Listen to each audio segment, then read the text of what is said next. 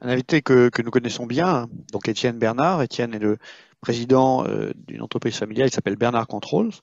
Dans quelques instants, nous allons lui passer la parole. Mais il y a également un deuxième sujet que tu évoqueras tout à l'heure et qui est le sujet un peu particulier à nos pratiques d'accompagnement de l'entrepreneur, du financement non equity. Autrement dit, comment trouver de l'argent pour ses projets sans ouvrir le capital et sans diluer sa liberté et, et- et tout en ayant sa capacité d'action. Donc un magnifique sujet. Aujourd'hui, je suis heureux d'être finalement le passeur de parole. Donc, je vous rappelle qu'il y a un chat, qu'il y a des possibilités de poser des questions tout au long et que nous les poserons à chaque fois aux intervenants successivement, donc Étienne, Bernard et Jean-Christophe tout à l'heure. Bonjour Étienne. Bonjour.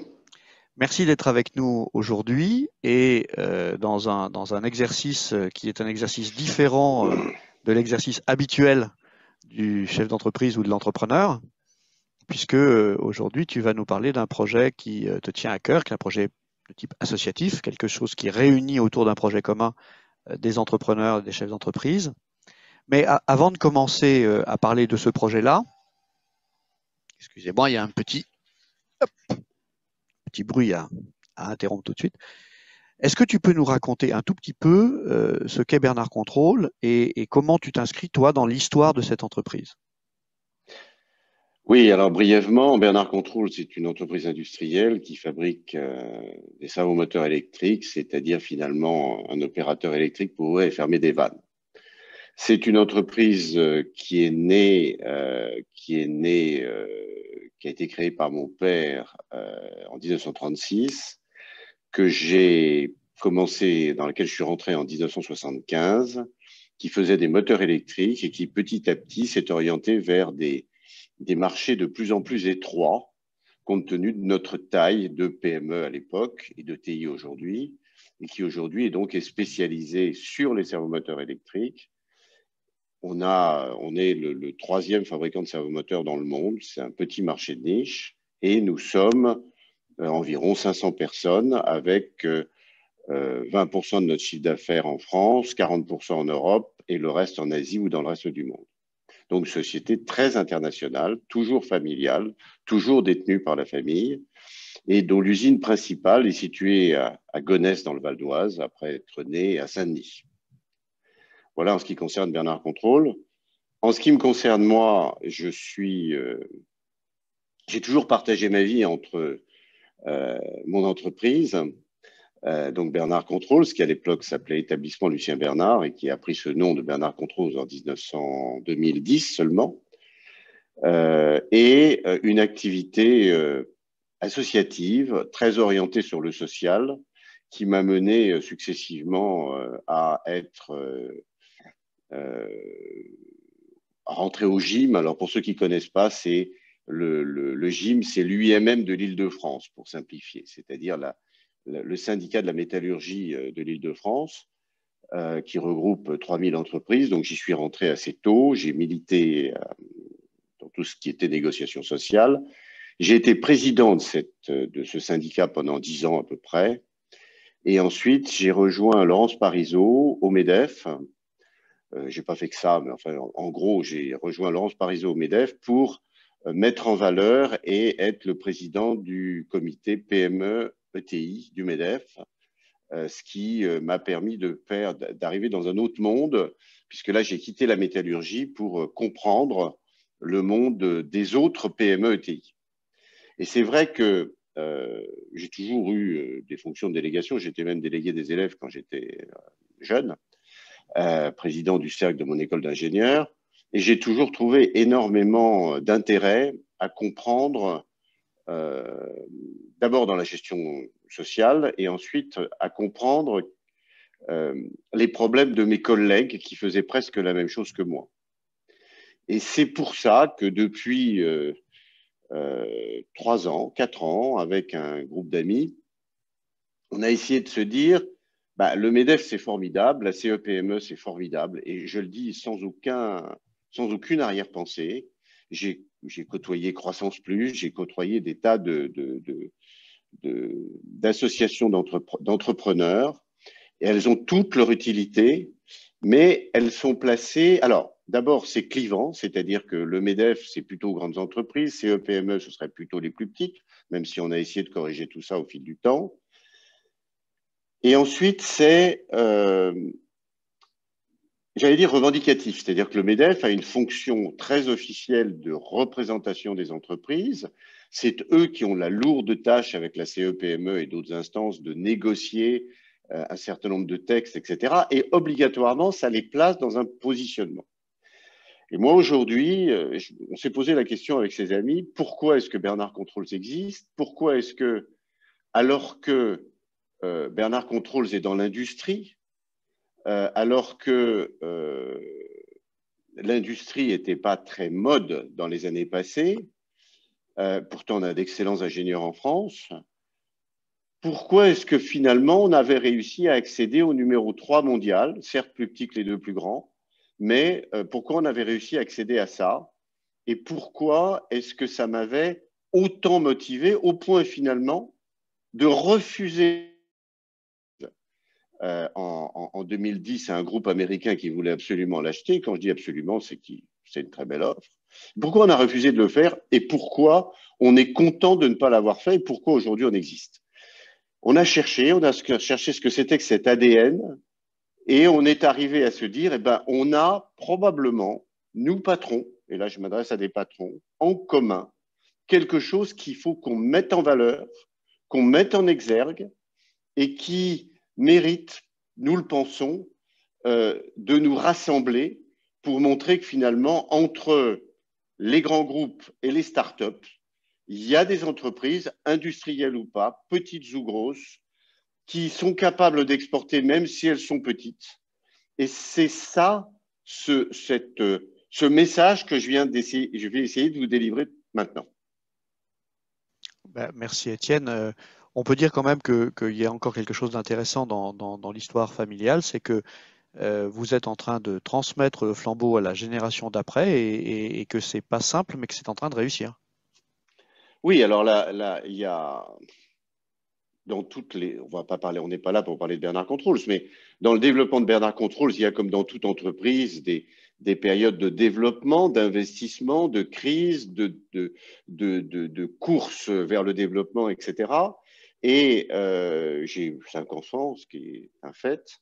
Et en 2010, quand nous avons refusé de vendre l'entreprise aux Américains, pour des tas de raisons, mon fils venait de rentrer dans l'entreprise à Pékin, reprenait en main ce que j'avais créé à Pékin maladroitement et qui n'était pas très évident à développer.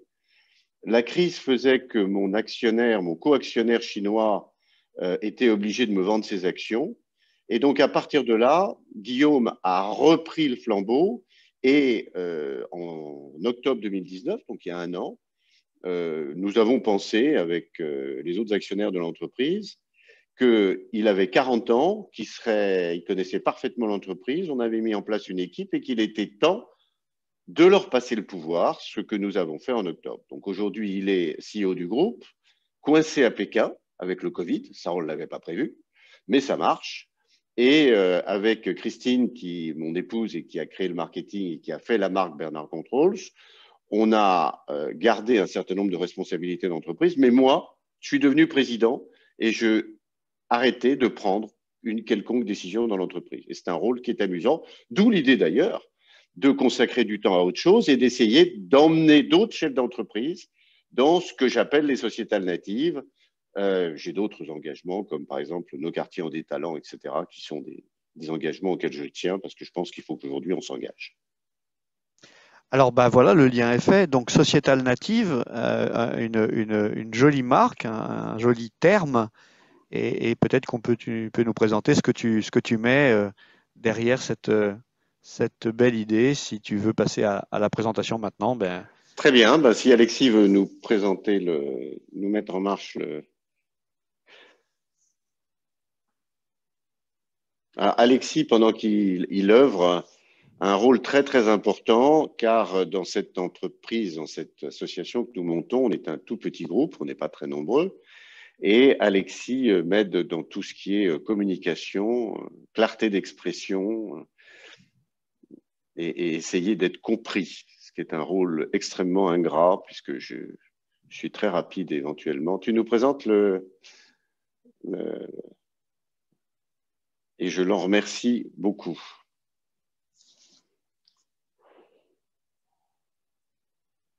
Voilà, pour essayer de comprendre la démarche. Ah, on ne voit plus, c'est reparti.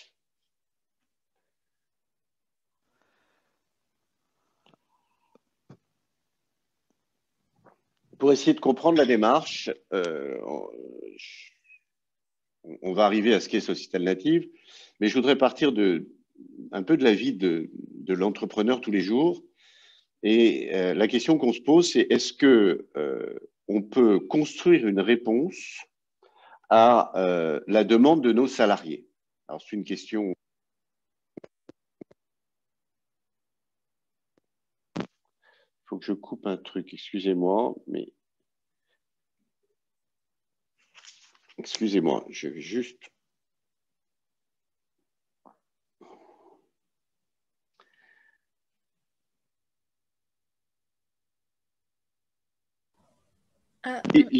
L'idée, c'est nous avons des salariés, on ressent en ce moment qu'ils nous posent des questions, on va essayer de définir ces questions et on va essayer de partir de là pour voir pourquoi moi je ressens qu'il y a une demande. Alors bon, aujourd'hui on vit cette expérience de Covid qui est bouleversante et dont en tant que chef d'entreprise on doit évidemment aller chercher les côtés positifs et essayer de bouger. Mais le questionnement de nos salariés, nous à Gonesse on a 300 personnes environ. Il touche plein de sujets. Il touche le sens dans le travail, il touche ces nouvelles exigences que sont les millennials, et c'est pas un vain mot, c'est vraiment quelque chose de réel. Et nous, dans l'industrie, alors je vais parler un peu plus d'industrie ce matin, on a également l'arrivée des nouvelles technologies, qui est une source d'inquiétude chez les salariés d'une entreprise industrielle, d'intérêt, et en fait, sur lequel on a reçu depuis plusieurs mois des demandes de compréhension. Alors, de l'information, on en a plein. Et je pense que là, je voudrais partager avec vous, je ne vous vois pas parce que je n'ai pas fait ce qu'il fallait pour vous voir, mais peu importe, je vois la présentation. Tu peux passer peut-être Alexis au slide d'après. De l'information, on en a énormément. En tant que chef d'entreprise, évidemment, je suis ce qui se passe et peut-être certains d'entre vous se retrouveront. Il y a 3 éléments que je voudrais partager avec vous. Les médias d'abord. L'information qu'on reçoit, elle est pour moi, je suis peut-être le seul à ressentir comme ça, constamment sur l'exceptionnel et l'instantané. Peut-être certains d'entre vous regardent BFM TV ou les informations télévisées ou écoutent des radios d'information. On ne sait plus en ce moment passer à autre chose que des émissions spéciales. On est constamment en émission spéciale et on pourrait passer ses journées à écouter ça. On sait aussi que l'entreprise n'est pas très bien traitée dans cette information. Il y a assez peu d'expositions success story, même si un certain nombre de journalistes se sont spécialisés là-dedans. Ils essayent, on sent qu'il y a un certain nombre de journalistes qui comprennent qu'il faudrait aussi parler de ce qui marche, mais force est de constater que quand on va vous parler de l'entreprise, on va vous parler de ces patrons qui prennent les aides et délocalisent, on va vous parler des contraventions qui ont été placées sur, je prends des événements récents, hein, sur le chômage partiel, où on a mis en exergue un certain nombre de gens, et c'est vrai, de patrons qui se conduisaient mal et qui utilisaient le chômage partiel et faisaient travailler quand même leurs salariés.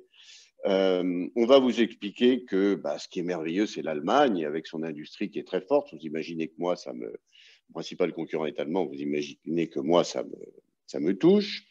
Et puis, on va vous parler de ces grandes entreprises et de ces startups.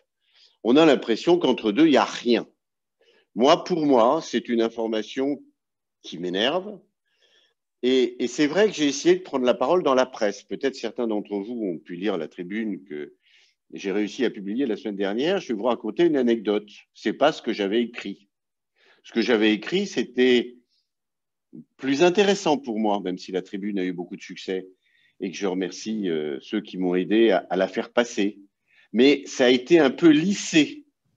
Une des seules idées qui est restée dedans, c'est l'idée qu'une entreprise, c'est une agora. C'est-à-dire que dans mon entreprise à Gonesse, il y a des bac plus 5, des gens qui n'ont pas le bac ou qui n'ont même pas de certificat d'études, d'études primaires, et on vit ensemble, on brasse ensemble nos idées et on se côtoie toute la journée finalement.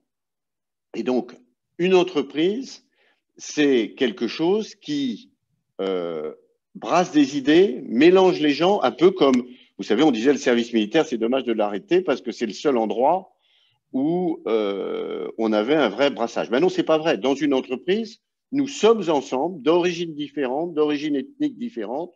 Moi, je suis à Gonesse ou à Saint-Denis, vous voyez, ou en Chine. Tout ça, c'est un beau brassage. Et ça, c'est à peu près la seule idée que j'ai réussi à faire passer dans la tribune. Pour le reste, ben oui, les PME et les ETI, c'est important, mais je ne suis pas le premier à le dire. Et les autres idées que j'avais pu essayer de mettre dedans, ben, ça n'intéressait pas trop. Donc finalement, l'information des médias, j'ai pas l'impression que c'est ce qui va répondre à mes salariés quand ils se demandent ce qui va leur arriver. Alors, je voudrais dire un mot des Gilets jaunes. Moi, c'est quelque chose qui m'a bouleversé, les Gilets jaunes. Parce que j'ai rencontré des Gilets jaunes, c'est des gens comme vous et moi, qu'est-ce qu'ils ont dit finalement? On n'est pas écouté. On n'est pas écouté, donc on va aller discuter sur des ronds-points et on va faire du bruit. Alors, il n'y a pas que ça dans les Gilets jaunes, je simplifie volontairement, mais si vous écoutez nos sociologues comme Viard ou des gens comme ça, ben, ils disent à la base, il y a quand même des gens tout à fait normaux, comme vous et moi, qui ont ressenti ce besoin d'aller s'exprimer et de, entre guillemets, gueuler. Et donc, après ça, ça a été repris par des gens qui avaient peut-être des buts plus politiques, peut-être moins avouables. Mais quelque part, ces gens se sont fait manipuler, mais quelque part, ils ont quelque chose à dire et ils ne sont pas contents. Et ils ne comprennent pas non plus ce qui va leur arriver. Et puis, bah, on est obligé de citer les réseaux sociaux. Puis là, je crois que j'avais prévu d'en parler, mais je ne vais pas en parler parce que l'actualité nous montre bien les dégâts des réseaux sociaux. Donc, pour moi, mes salariés, ils me posent des questions. Personne n'y répond ou on y répond d'une façon qui me met plutôt en colère. Alors, qu'est-ce qu'on a fait chez Bernard Contrôle? Si, Alexis, voilà. Chez Bernard Contrôle, je vais être rapide puisque j'en ai déjà parlé. C'est une belle entreprise, Bernard Contrôle. Hein. Ce n'est pas une entreprise facile, c'est une entreprise industrielle. Mais quand vous y lisez la presse aujourd'hui, c'est vraiment ce qu'on voudrait créer. On n'est pas dans une seule filière. On est à cheval dans toutes les filières. On vend nos biens d'équipement à l'automobile, à l'aéronautique, à l'étranger, au nucléaire, au oil and gas, ou pour faire de l'eau ou créer de l'eau dans le désert. Donc vous voyez, on est dans tous les appels d'offres internationaux. On est, c'est vrai, sur un petit marché mondial qui fait qu'on peut jouer un rôle important, bien qu'on soit encore petit. C'est un problème aussi, mais ça, je ne vais pas démarrer là-dedans. Patrick le sait. Il faut aussi étendre son terrain de jeu. Ce n'est pas le sujet d'aujourd'hui. Je voudrais me focaliser sur la problématique de l'embauche chez Bernard Controls. Ça, ce n'est pas un problème qui est né avec le Covid, c'est un problème qui existe depuis des années. C'est pour ça qu'on a, quand on a décidé de ne pas vendre l'entreprise, on a changé la marque de l'entreprise. Peut-être certains seront intéressés et iront voir le site de Bernard Controls. Vous verrez que depuis 10 ans, on a mis en place un nouveau nom, Bernard Controls. On s'appelait L. Bernard SA. On a beaucoup travaillé sur cette partie-là, mais il faut quand même qu'on embauche et puis il faut que les gens soient engagés dans l'entreprise. Alors, en fait, ce que je voudrais partager avec vous, c'est que il a fallu que je prépare ma retraite, en quelque sorte, ou que je prépare de passer le poste de CEO à mon fils, pour me dire, mais pourquoi ça a marché? Pourquoi est-ce que les gens sont venus chez Bernard? Pourquoi des gens, quand ils visitent l'entreprise, trouvent qu'il y a une bonne ambiance? Pourquoi on a des talents, des ingénieurs de grandes écoles qui nous ont rejoints, alors que nous sommes situés à Gonesse, dans le Val d'Oise, que nous fabriquons de la mécanique, si on veut voir les choses de façon négative, même s'il y a quand même je vous rassure, des puces électroniques dedans. Même si on n'est pas une grande entreprise, même si on est familial, et certains diront familial, c'est formidable, ne croyez pas ça. Être une entreprise familiale, ça n'est pas toujours bien vu. Ça peut être considéré comme une entreprise qui ne va pas faire d'augmentation de capital, qui ne va pas se développer, etc. Être une PME, c'est quelque chose qu'on veut regrouper avec une autre PME pour en faire une ETI, pour aller vers une grande entreprise. Or, ça peut être une hérésie. Toutes les boîtes que les Américains ont rachetées dans mon marché ont disparu aujourd'hui. Et aujourd'hui, si on est le troisième, c'est merci aux grands groupes qui ont tué les autres entreprises de ma taille il y a 10 ans. Donc, vous voyez, pour moi, le Big is Beautiful, c'est pas forcément une bonne idée. Et pourtant, on est arrivé à développer Bernard. On a réfléchi et qu'est-ce qu'on s'est dit finalement, sans le savoir, on a assez rapidement mis l'économique et le social, voire toujours, l'économique et le social au même niveau. Vous savez, on a parlé de sociétal il y a quelques années. Quand j'étais avec Laurence Parisot, on s'est même fait beaucoup attaquer à l'époque parce qu'on pensait qu'il fallait mettre l'économique et le social et que l'entreprise avait une responsabilité sociétale. À l'époque, donc il y a 7 ans, ce n'était pas encore un langage aussi transparent. Et puis, sans s'en rendre compte, on a parlé, on a essayé de comprendre les besoins de nos salariés. Je vais juste vous donner une anecdote puisque je ne vois pas encore Patrick s'énerver. Je voudrais juste vous donner une anecdote. Quand on a créé, il y a fort longtemps, la formation permanente, on ne savait vraiment pas ce qu'on allait en faire, très honnêtement. On n'était pas très nombreux, on était 80 personnes à Saint-Denis. Et donc, on a discuté avec nos ouvriers. À l'époque, il y avait un pourcentage d'ouvriers beaucoup plus important que le pourcentage qu'il y a aujourd'hui dans l'entreprise. J'ai discuté et ils m'ont dit, mais nous, vous savez, Monsieur Bernard, on a un truc qu'on voudrait, on va vous le dire mal, mais on lit pas bien les carnets de notes de nos enfants, on comprend pas très bien le français, et pour être très honnête, on ne sait pas tous faire des additions. Et donc, on a compris que ce qu'ils voulaient, et ça a été un déclic pour moi, c'est qu'on fasse venir des profs dans l'entreprise et que surtout on n'en parle pas. Et ils ont eu pendant plusieurs années des cours de français, des cours de maths. Ensuite, on a fait un peu d'électricité quand même. Mais à la base, ce qu'ils voulaient, c'est que sans bruit, ils progressent dans cette matière parce qu'ils ne se voyaient pas très bien aller dire « Moi, j'ai un enfant qui vient de rentrer à Centrale, parce que c'est le cas, j'ai un cas comme ça, mais je ne sais pas très bien lire et je ne comprends pas très bien ce qu'on dit. » Aujourd'hui, vous avez exactement le même décrochage avec le numérique. Et nous, chez Bernard, sans le faire exprès, on a offert des collections Internet à tout le monde. Et ceux qui ne savaient pas s'en servir, on leur a appris. Voilà, on a fait ça. Donc, l'entreprise économique et sociale au même niveau, transparence et agora, c'est-à-dire qu'on profite du fait qu'on est tous ensemble pour comprendre le problème de l'autre et voir comment on peut l'enrichir pour qu'il s'épanouisse. Et ça a développé un climat de confiance. Et je vais, comme on est entre nous, vous faire rire un peu. Quand Alors, on j'ai n'est pas vu. tout à fait entre nous, Étienne, parce qu'il y a plusieurs milliers de personnes qui vont entendre ce que tu vas dire maintenant. Bon, je vais essayer de ne pas dire de bêtises alors.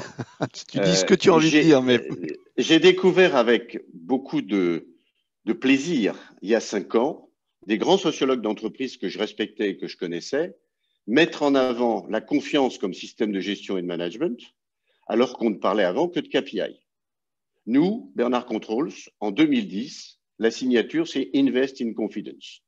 C'est-à-dire, nous nous attachons à la confiance. De partout, nous allons investir la confiance. Voilà un peu mon cheminement et voilà un peu ce qu'on a découvert et on a dit, peut-être qu'au lieu de parler de PME, d'ETI, peut-être qu'on pourrait en faire cette façon d'être que j'ai eue pendant des années et que nous sommes extrêmement nombreux à avoir eu, sinon nos entreprises n'existeraient pas.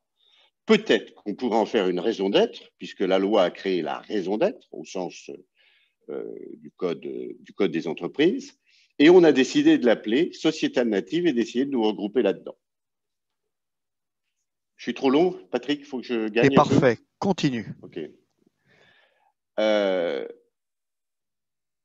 Voilà un peu l'histoire et voilà ce qu'on essaie de faire et voilà pourquoi je me tourne vers vous, chef d'entreprise, aujourd'hui, en vous disant, voilà, regroupons-nous au sein d'une association qui s'appelle Sociétal Native. Et finalement, je voudrais essayer de vous expliquer que c'est simple, c'est gagnant et que ça peut tous nous aider. Quand je dis tous, c'est y compris nos salariés et peut-être même ceux qui sont chargés de parler de nous, c'est-à-dire les journalistes, de manière à ce qu'ils parlent mieux de nous. Je m'adresse quoi? À une entreprise qui, quelle que soit sa taille, quel que soit son secteur d'activité, inscrit sa stratégie dans le développement conjoint de l'économique et du social. Je crois qu'aujourd'hui, beaucoup de chefs d'entreprise, et surtout les petites et moyennes et les ETI, il y a longtemps qu'on a compris ça. Je m'adresse à toutes les entreprises qui ont compris qu'il fallait se modérer sur les objectifs individuels, sur les KPI, etc. Je ne dis pas du tout la nécessité de ce système de gestion, de regarder où on en est, etc. Et qui comprennent que la confiance, c'est une espèce de fluide qu'on peut créer, qu'on peut développer et qu'on peut tuer, et qui fait que les gens, et notamment les millénials, je vous rappelle ce que j'ai dit au début, le sens au travail, quelque part, ils ont besoin de ça pour passer la porte le matin ou pour ouvrir leur ordinateur maintenant qu'on travaille à distance et se dire, on travaille en confiance. Je ne veux pas perdre de temps avec ça, mais je voudrais juste vous rappeler qu'Alain Perfit en a écrit 800 pages sur la maladie française du fait que notre société n'était pas une société de confiance. Je l'ai relu à cette occasion et je peux vous dire que malheureusement, c'est complètement d'actualité. Alors, pour qu'on se retrouve, on a essayé de définir une raison d'être. Alors, je rappelle juste pour ceux qui ne sont peut-être pas calés sur le sujet, Nicole Notat et Jean-Dominique Sénard ont été chargés de faire un rapport sur l'entreprise et ils ont proposé de faire une modification des lois et nous autorise, en plus de notre raison économique, à choisir une raison d'être. Alors, on peut aller beaucoup plus loin. Après la raison d'être, on peut aller dans l'entreprise de mission, on peut aller comme Danone avec des projets extrêmement importants et beaucoup d'argent mis sur la table. Et je dois dire que je suis très admiratif. Mais je m'adresse plutôt à des chefs d'entreprise qui consacrent l'essentiel de leurs ressources financières aux investissements qu'ils ont à faire et veulent quand même entraîner leurs salariés et leur écosystème dans une démarche de raison d'être. Et je propose celle-là, donner à chaque membre de l'entreprise et de ses partenaires l'opportunité d'enrichir son développement personnel. Je vous ai parlé tout à l'heure de ma petite expérience de ces ouvriers qui m'ont dit mais on ne veut pas tellement apprendre à faire de l'usinage, etc. On sait ce qu'on voudrait, c'est profiter de ça pour pouvoir comprendre le monde extérieur. Et bien, c'est pareil aujourd'hui. Je pense que l'entreprise, qui est une agora, peut choisir comme première responsabilité sociétale, c'est une première étape que je propose, hein. Les entreprises qui vont choisir Sociétal Native, peut-être dans 2-3 ans, elles diront, ça me suffit maintenant, je vais faire plus que ça. Mais je pense que ces entreprises peuvent utiliser et probablement exercent déjà, sans le savoir, leur première responsabilité sociétale sur la communauté qui la constitue. Si vous voulez, il y aura peut-être des questions là-dessus. Il s'agit simplement de donner à chacun dans l'entreprise l'opportunité de comprendre quelque chose qui se passe à l'extérieur. Si ça vous intéresse, on pourra le développer après.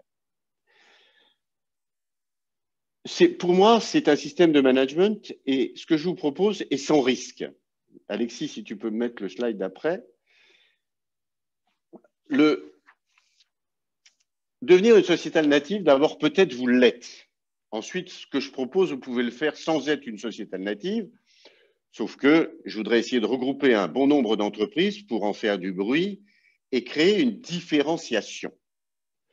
Alors, choisir une raison d'être, est-ce que c'est utile ou pas? Je crois qu'avec le Covid, c'est encore plus important aujourd'hui. Je vous ai parlé tout à l'heure des demandes des millénials, je vous ai demandé tout à l'heure du sens au travail. Et moi, j'ai vu à Gonesse des ouvriers qui revenaient du confinement paniquer. On a fait venir un psychologue, on a discuté avec eux. Et donc, ils ont vraiment besoin de parler des problèmes qu'ils ont rencontrés. Je vous donne un exemple. Le salarié qui a rencontré des problèmes dans le confinement, il ne va pas en parler à sa femme ou à son mari. Il ne va pas en parler, il va pas aller voir un psychologue parce que ce n'est pas du tout dans les mœurs françaises, sauf si c'est très grave. Et donc, nous, on leur a dit, on va en parler entre nous. Et on a fait quelques chats entre nous et on a fait venir un psychologue qui leur a expliqué que c'était normal qu'ils aient du mal. Voilà. Donc, choisir une raison d'être, à mon avis, c'est le moment. Choisir la raison d'être que je vous propose, c'est efficace. C'est-à-dire que comme moi, personnellement, je n'ai pas des ressources énormes et que je ne peux pas faire des projets spectaculaires, je voudrais déjà entraîner la communauté, c'est-à-dire mes fournisseurs, mes banquiers, mes salariés, à comprendre qu'au milieu de l'entreprise, on va les ouvrir vers quelque chose. Et ça me paraît un bel acte à faire. Et c'est un acte que je vais pouvoir moduler en fonction de mes revenus de l'année. Parce que moi, je n'ai pas voulu choisir une raison d'être qui prenne des budgets trop importants. Et je veux pouvoir le faire en fonction de la vie de mon entreprise. Donc, je choisis une raison d'être, j'en fais une communication, je choisis une raison d'être, je choisis une raison d'être à ma main, que je vais pouvoir partager avec les salariés, qui va donc être efficace parce que je m'intéresse aux gens qui en ont besoin en ce moment et qui me posent des questions. Je vais communiquer dessus, c'est l'intérêt de se mettre ensemble et c'est d'utiliser ce terme de sociétale native. Je vais en parler à mes cadres, je vais en parler à mes managers, qui n'ont pas tous ce réflexe de partager l'information. Certainement, chez vous, il n'y a plus du tout de cadres qui conservent l'information pour eux, mais chez nous, il y en avait peut-être encore un peu, et qui vont se dire, je vais vous donner un exemple. Nous, on travaille entre la France et la Chine. On reçoit des Chinois et on envoie des Français en Chine. Enfin, on envoyait des techniciens en Chine. Aujourd'hui, tout ça est un peu figé. La Chine, aujourd'hui, n'est pas très bien vue dans certains médias. Et donc, on a eu des questions là-dessus. On travaille avec les Chinois, etc. On a eu des gens qui ont eu peur de ce qu'on se recevait de Chine. Et donc, on a pu en parler. Et je pense que ces gens-là, ils regardent aujourd'hui l'international autrement. Ensuite, c'est différenciant de devenir une société native parce que c'est attractif. Quand vous arrivez dans une entreprise où il y a une bonne ambiance, où on parle de confiance, où on comprend ce qu'on fait et on en fait une politique, eh bien, vous allez pouvoir embaucher mieux. Je vous l'ai dit, hein, j'ai interrogé certains jeunes qui étaient dans l'entreprise, savoir pourquoi ils étaient chez nous il y a 4 ans. Et c'est eux qui m'ont dit tout ce qu'ils apprenaient dans l'entreprise, leur ouverture déjà vers la Chine à l'époque, etc. Donc, vous voyez, c'est attractif. Et enfin, je crois qu'aujourd'hui, nous, chefs d'entreprise, on ressent le besoin aussi de s'engager. Et donc, en se rendant visible, on va parler de nos entreprises avec une fierté, parce que Société Native est une association qui veut mettre ça en avant. Et quelque part, je vais boucler et terminer mon entretien là-dessus, et je pense que j'ai dépassé le temps, peut-être pas, ça va faire une demi-heure, c'est un peu long. Je vais terminer là-dessus. Je n'ai pas vendu l'entreprise il y a 10 ans. Ça n'a pas été très rose après, ça n'a pas été évident. Je suis très fier de l'avoir fait. Et quelque part, je pense que Sociétale Native représente bien la raison pour laquelle je me levais le matin. Ce n'était pas pour gagner de l'argent uniquement, ce n'était pas pour prendre des commandes uniquement, c'était pour mener des gens vers une ouverture d'eux-mêmes, vers une société que j'aime infiniment. Voilà un peu mon propos et pourquoi je cherche à vous entraîner vers Sociétale Native. Il y a un dernier slide que tu pourrais peut-être afficher, Alexis, s'il te plaît, pour que vous puissiez prendre mes coordonnées. Et ceux que ça intéresse, eh bien, ils ont mon mail, ils ont le lien avec Bernard Contrôle s'ils veulent voir d'où je viens, et ils ont le lien avec Sociétale Native s'ils veulent me poser des questions en direct. Et bien entendu, je suis à votre disposition. Merci, Étienne. Alors, il y a une première question qui est arrivée et il y en aura d'autres dans quelques instants. Alexis, si tu peux nous redonner le visage d'Étienne, s'il te plaît, Oui, le visage de tout le monde, parce que ça, c'est très gênant de ne pas voir. Voilà. En fait, ils n'étaient pas partis, hein, ils étaient là, ils ont tous bien écouté d'un bout à l'autre. Donc première question, question il vient d'un entrepreneur qui n'est pas basé en France, mais par la magie d'Internet et de la technologie se connecte à nos chroniques chaque semaine et on le salue pour ça. Est-ce que je peux être un sociétal native hors de France? Moi, je crois que c'est international. D'ailleurs, le terme est volontairement anglicisé un peu, de manière à ce qu'on puisse avoir des gens de partout.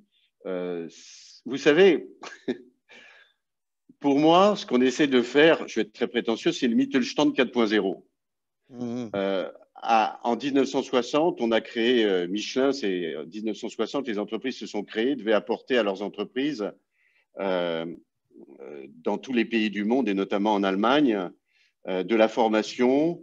Et en France, c'était pareil. On devait reconstruire le pays, nos pays. On devait créer des logements sociaux. On devait faire des écoles, etc. Aujourd'hui, nos salariés nous demandent de comprendre ce qui se passe. Et on veut être à leur côté. Et je pense que partout, on a ce problème.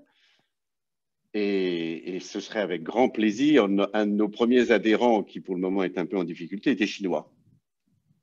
Ouais, excellent. Alors du coup, cette deuxième question, c'est autour de cette notion de raison d'être qui a fait couler beaucoup d'encre et on peut voir dans une partie chez des chefs d'entreprise et pas forcément chez les entrepreneurs, mais chez une partie des chefs d'entreprise, une forme d'opposition à cette idée de la raison d'être. Et toi, tu dis, en fait, c'est une merveilleuse opportunité pour exprimer ce qu'on est déjà et puis le formaliser, le transmettre, le communiquer, en faire un levier interne et externe. Pourquoi est-ce que autant de personnes ont peur de cette notion de raison d'être? Alors,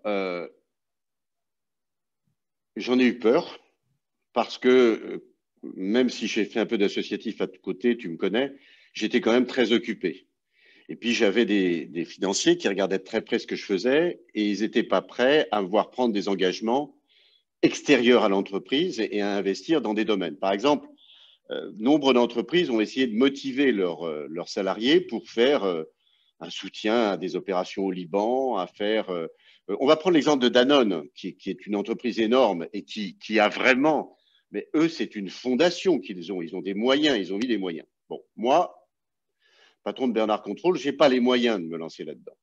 Par contre, je ressens que mes salariés et nous, on a quelque chose à faire ensemble et que mes salariés, ils ont envie de s'engager à titre individuel dans la vie civile en dehors de l'entreprise. Et donc, la raison d'être que j'ai choisie, et dans cette raison d'être, vous avez vu qu'on parle des salariés et de nos partenaires. Je ne vais rien vous cacher, j'ai été voir Nicole Nota et je lui ai dit, est-ce que c'est une raison d'être ou pas? Et elle m'a dit, oui, c'est une raison d'être. Si vous l'étendez à l'extérieur de l'entreprise, c'est une vraie raison d'être qui est assez fourre-tout, qui est assez générale. Mais je comprends, me dit-elle, que euh, vous vouliez quelque chose un peu à variation de vitesse. Moi, je ne veux pas me retrouver. Cette raison d'être chez Bernard, ça a donné lieu à un projet qui s'appelle Think Big, qui nous coûte un petit peu d'argent, mais qu'on peut moduler en fonction de notre santé. Et puis, personne ne doute chez Bernard Contrôle que quand on lance, par exemple, si certains vont sur le site du groupe voir Social Sensibility, qui est une opération qui consiste à proposer à nos salariés et à des artistes extérieurs de travailler ensemble, personne ne doute que ça mette les gens à l'aise, que ça les mette la confiance qu'on se monte mutuellement. Personne ne doute que ce soit bon pour l'entreprise. Donc l'argent qu'on dépense, car ça coûte un petit peu d'argent, quand vous avez sur une chaîne en Chine des gens qui font une prestation artistique, puisque c'est là que ça est cédé pour la partie social sensibility, ça prend un peu de temps. Mais ça crée du respect, ça crée de la confiance, on se parle entre nous. Quelque part, ça prend pas plus de temps qu'une discussion à la machine à café, et ça peut être très intéressant. Question suivante. Est-ce qu'il y a un escalier qui commencerait par on répand la confiance, on ouvre la parole et ensuite on affiche à l'extérieur sa raison d'être, donc par exemple celle de Société Native, ou bien est-ce qu'on peut prendre les choses dans le désordre et dire ben, je commence par ma raison d'être et pour l'expliquer, je vais bien être obligé de dialoguer là où on parlait principalement process et performance. je vais quand même être obligé d'élargir un petit peu la discussion. Et ensuite, évidemment, ça va faire naître la confiance. Est-ce qu'il y a un prérequis? Est-ce qu'on peut le prendre dans un sens ou dans l'autre? Je crois qu'il n'y a pas de prérequis. Il y a l'idée que nous avons tous, si on s'intéresse à ça, que l'économique et le social, c'est au même niveau. C'est-à-dire que si nous sommes dans la démarche que quelque part, ce qui nous motive le matin, c'est de développer une équipe et de faire en sorte qu'on passe ce Covid ensemble, pour prendre l'actualité, je crois qu'il n'y a pas d'autre prérequis, parce que ça veut dire que la confiance, on l'a, la confiance, elle peut se détruire. Nous, on a vu chez Bernard Contrôle pendant une période la confiance se détruire, parce que c'est fragile, mais il faut y travailler. Et je pense que l'ensemble va se nourrir. L'idée de faire une association, c'est que on est nombreux à avoir besoin de se différencier.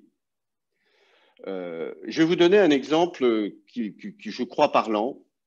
Vous êtes à la tête d'une entreprise d'experts comptables et de commissaires aux comptes, et vous n'êtes pas un grand. Vous êtes un bon de 100, 300 personnes, mais vous n'êtes pas un grand.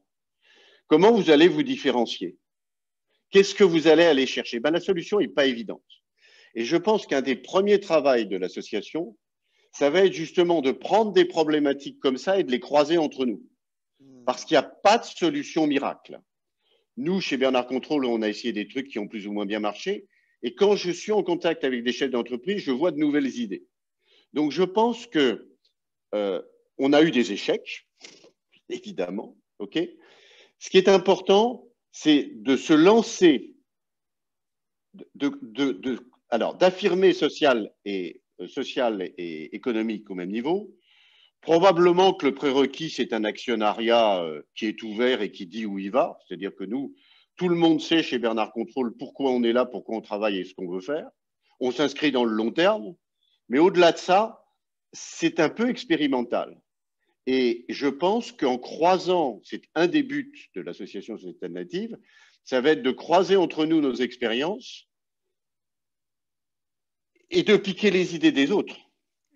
Pour avoir plus de richesse, plus d'idées. Ok, merci Voilà. Étienne. Pour ça, un dernier point, comment est-ce qu'on rejoint l'association?